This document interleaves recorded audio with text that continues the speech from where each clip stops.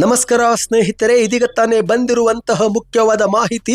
2025 April 1ರಿಂದ ಹೊಸ ಹಣಕಾಸು ವರ್ಷ ಆರಂಭವಾಗುತ್ತಿದ್ದ ಹಿನ್ನೆಲೆಯಲ್ಲಿ ದೇಶಾದ್ಯಂತ ಹಲವು ಹೊಸ ನಿಯಮಗಳು ಬದಲಾವಣೆ ಆಗಲಿದೆ. ಬ್ಯಾಂಕು ಗ್ರಾಹಕರಿಗೆ ಸೇರಿದಂತೆ ಪ್ರತಿಯೊಬ್ಬರಿಗೂ ಕೂಡ ಮುಖ್ಯವಾದ ಮಾಹಿತಿ. ವಿಡಿಯೋನ ಶುರು ಮಾಡೋಣ. ಅದಕ್ಕಿಂತ ಮೊದಲು ನೀವು ನಮ್ಮ ಚಾನಲ್ಗೆ ಮೊದಲು ಬಾರಿ ಭೇಟಿ ಕೊಡ್ತಾ ಇದ್ರೆ ಕೆಳಗೆ ಕಾಣುವ ಸಬ್ಸ್ಕ್ರೈಬ್ ಬಟನ್ ಮೇಲೆ ಕ್ಲಿಕ್ ಮಾಡಿ. ಪಕ್ಕದಲ್ಲಿ ಒಂದು ಗಂಟೆ ಕಾಣಿಸುತ್ತೆ, ಅದು ಕೂಡ ಒತ್ತಿದ್ರೆ ರಾಜ್ಯದ ಮುಖ್ಯವಾದ ಮಾಹಿತಿಗಳು ನಿಮಗೆ ಸಿಗುತ್ತವೆ. ಈ ಒಂದು ವಿಡಿಯೋಗೆ ಲೈಕ್ ಮಾಡಿ ಮತ್ತು ವಿಡಿಯೋ ಪೂರ್ತಿಯಾಗಿ ನೋಡಿ. ಹೌದು ಸ್ನೇಹಿತರೆ, ಏಪ್ರಿಲ್ 1, 2025ರಿಂದ ಕರ್ನಾಟಕ ಸೇರಿದಂತೆ ದೇಶಾದ್ಯಂತ ಹೊಸ ನಿಯಮಗಳು ಮತ್ತು ಹಳೆಯ ನಿಯಮಗಳಲ್ಲಿ ಬದಲಾವಣೆ ಆಗಲಿವೆ. ಅದರಲ್ಲಂತೂ ಕರ್ನಾಟಕದ ಜನತೆಗೆ ಈ ಬಾರಿ 2 ಶಾಕಿಂಗ್ ಸುದ್ದಿ ಸಿಗಲಿದೆ. ಹೌದು ಗೆಳೆಯರೆ, ಮೊದಲನೇದಾಗಿ ಕರ್ನಾಟಕದಲ್ಲಿ ಬೆಲೆ ಏರಿಕೆಯಿಂದ ತತ್ತರಿಸಿರುವ ಜನರಿಗೆ ಏಪ್ರಿಲ್ 1ರಿಂದ ಮತ್ತೊಂದು ಬೆಲೆ ಏರಿಕೆ ಬಿಸಿ ಬೀಳಲಿದೆ. ಹೌದು, ಏಪ್ರಿಲ್ 1ರಿಂದ ಕರ್ನಾಟಕದಲ್ಲಿ ಇರುವಂತಹ 66 ಟೋಲ್ ಪ್ಲಾಜಾಗಳಲ್ಲಿ ಈಗಿರುವ ದರದಲ್ಲಿ 3% 5% ಹೆಚ್ಚಾಗಲಿದೆ ಎಂದು ಹೇಳಲಾಗುತ್ತಿದೆ. ಇದೇ ನಿಟ್ಟಿನಲ್ಲಿ ಸರ್ಕಾರ ಶೀಘ್ರವೇ ಅಧಿಸೂಚನೆ ಹೊರಡಿಸುವ ಸಾಧ್ಯತೆ ಇದೆ ಎಂದು ಹೇಳಲಾಗಿದೆ. ಇನ್ನು ಕರ್ನಾಟಕದ ಜನತೆಗೆ ಮತ್ತೊಂದು ಶಾಕಿಂಗ್ ಸುದ್ದಿಯೂ ಕೂಡ ಬಂದಿದೆ. ಅದಕ್ಕೂ ಮೊದಲು ಸ್ನೇಹಿತರೆ, ಪ್ರತಿಯೊಬ್ಬರು ವಿಡಿಯೋಗೆ ಲೈಕ್ ಮಾಡಿ, ಚಾನಲ್ಗೂ ಕೂಡ ಸಬ್ಸ್ಕ್ರೈಬ್ ಮಾಡಿ. ಹೌದು ಗೆಳೆಯರೆ, ಇದೀಗ ಏಪ್ರಿಲ್ 1ರಿಂದ ಆಗುವಂತಹ ಎಲ್ಲ ಬದಲಾವಣೆಗಳನ್ನ ಡೀಟೇಲ್ ಆಗಿ ನೋಡೋಣ.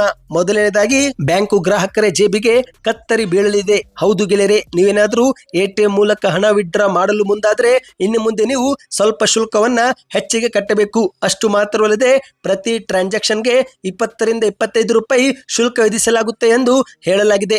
ಇನ್ನು ಮುಂದೆ ಹಣ ಪಡೆದುಕೊಳ್ಳುವುದು ಮಾತ್ರವಲ್ಲದೆ ನೀವೇನಾದ್ರೂ ಕೇವಲ ಬ್ಯಾಲೆನ್ಸ್ ಚೆಕ್ ಮಾಡುವುದು, ATM ಪಾಸ್ವರ್ಡ್ ಚೇಂಜ್ ಮಾಡುವುದು ಅಥವಾ ಇತರೆ ಯಾವುದಾದ್ರೂ ಸೇವೆಯನ್ನ ATM ಮೂಲಕ ಪಡೆದುಕೊಳ್ಳುತ್ತಿದ್ರೆ ಅದಕ್ಕೂ ಕೂಡ ಶುಲ್ಕ ಕಟ್ಟಬೇಕಾಗುತ್ತೆ.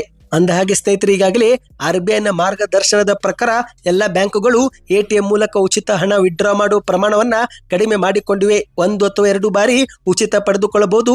ಆದರೆ ನಂತರ ನೀವು ಹಣ ಪಡೆದುಕೊಳ್ಳಬೇಕಂದ್ರೆ ಪ್ರತಿ ಟ್ರಾನ್ಸಾಕ್ಷನ್ಗೆ 20 ರಿಂದ 25 ರೂಪಾಯಿ ಶುಲ್ಕ ಕಟ್ಟಬೇಕಾಗುತ್ತೆ. ಇನ್ನು ಎರಡನೇ ಹೊಸ ನಿಯಮ ಏನೆಂದ್ರೆ, ದೇಶಾದ್ಯಂತ SBI, Punjab national bank, Canara bank ಮತ್ತು ಇತರೆ ಬ್ಯಾಂಕುಗಳು ಈಗಿರುವಂತಹ ಕನಿಷ್ಠ ಬ್ಯಾಲೆನ್ಸ್ ನಿಯಮವನ್ನ ನವೀಕರಿಸುತ್ತಿವೆ. ಅಂದ್ರೆ ಸ್ನೇಹಿತರೆ, ಇನ್ನು ಮುಂದೆ ನೀವು ಖಾತೆಯಲ್ಲಿ ಸ್ವಲ್ಪ ಪ್ರಮಾಣದ ಹಣವನ್ನ ಇಡಲೇಬೇಕು. ಒಂದು ವೇಳೆ ನಿಗದಿತ ಬ್ಯಾಲೆನ್ಸ್ ಕಾಯ್ದುಕೊಳ್ಳದಿದ್ರೆ ನೀವು ದಂಡವನ್ನು ಕೂಡ ಕಟ್ಟಬಹುದು ಎಂದು ಹೇಳಲಾಗಿದೆ. ಅದೇ ರೀತಿ UPI ಬಳಕೆದಾರರಿಗೂ ಕೂಡ ಏಪ್ರಿಲ್ 1ರಿಂದ ಹೊಸ ನಿಯಮ ಜಾರಿಗೆ ಆಗಲಿದೆ. ಹೌದು ಗೆಳೆಯರೆ, ನಿಮ್ಮ ಮೊಬೈಲ್ ಸಂಖ್ಯೆ ನಿಷ್ಕ್ರಿಯಗೊಂಡ್ರೆ ಆಗ ಬ್ಯಾಂಕು ಖಾತೆಯಿಂದ ನಿಮ್ಮ ಮೊಬೈಲ್ ಸಂಖ್ಯೆಯನ್ನು ಅಳಿಸಲಾಗುತ್ತೆ. ಹೌದು, ಒಂದು ವೇಳೆ ನೀವು ಸರಿಯಾದ ಸಮಯಕ್ಕೆ ಮೊಬೈಲ್ ರೀಚಾರ್ಜ್ ಮಾಡಿಕೊಳ್ಳುತ್ತಿಲ್ಲವೆಂದ್ರೆ ನಿಮ್ಮ ಮೊಬೈಲ್ ಸಂಖ್ಯೆ ಬಂದಾದ ನಂತರ ಬ್ಯಾಂಕುಗಳು ಕೂಡ ಆ ಮೊಬೈಲ್ ಸಂಖ್ಯೆಯನ್ನು ತೆಗೆದು ಹಾಕುತ್ತಾರೆ. ಇದರಿಂದ ನೀವು UPI ಬಳಕೆ ಮಾಡಲು ಆಗೋದಿಲ್ಲ.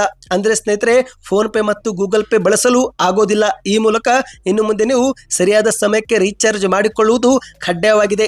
ಮೊಬೈಲ್ ಸಂಖ್ಯೆ ಬಂದಾಗುತ್ತಿದ್ದಂತೆ ನಿಮ್ಮ ಫೋನ್ ಪೇ ಮತ್ತು ಗೂಗಲ್ ಪೇ ಕೂಡ ಬಂದಾಗುವ ಸಾಧ್ಯತೆ ಇದೆ ಎಂದು ಹೇಳಲಾಗಿದೆ. ಅದೇ ರೀತಿ ಹಲವು ಉಳಿತಾಯ ಖಾತೆ ಮತ್ತು FD ದರದಲ್ಲೂ ಕೂಡ ಬದಲಾವಣೆ ಮಾಡಲು ಬ್ಯಾಂಕುಗಳು ಮುಂದಾಗಿವೆ. ಹೌದು, ಹಲವಾರು ಬ್ಯಾಂಕುಗಳು ಉಳಿತಾಯ ಖಾತೆಯ ಮತ್ತು ಸ್ಥಿರ ಠೇವಣಿಗಳ ಮೇಲಿನ ಬಡ್ಡಿಯನ್ನು ಕೂಡ ಈ ಬಾರಿ ಪರಿಷ್ಕರಿಸುತ್ತಿವೆ ಎಂದು ಹೇಳಲಾಗಿದೆ. ಇನ್ನು ಕರ್ನಾಟಕದ ಜನತೆಗೆ ಮತ್ತೊಂದು ಶಾಕಿಂಗ್ ಸುದ್ದಿಯೂ ಕೂಡ ಬಂದಿದೆ. ಅದೇನೆಂದ್ರೆ, ವಿದ್ಯುತ್ ದರ ಪ್ರತಿ ಯೂನಿಟ್ಗೆ 36 ಪೈಸೆ ಏಪ್ರಿಲ್ 1ರಿಂದಲೇ ಹೆಚ್ಚಳವಾಗಲಿದೆ.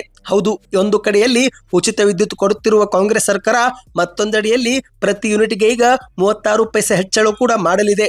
ಈ ಕುರಿತಂತೆ KERC ಆದೇಶ ಹೊರಡಿಸಿದೆ. ಏಪ್ರಿಲ್ 1ರಿಂದಲೇ ಜಾರಿಗೆ ಬರುವಂತೆ ಪ್ರತಿ ಯೂನಿಟ್ಗೆ 36 ಪೈಸೆಯಂತೆ ವಿದ್ಯುತ್ ದರ ಹೆಚ್ಚಳವಾಗಲಿದೆ ಎಂದು ಹೇಳಲಾಗಿದೆ.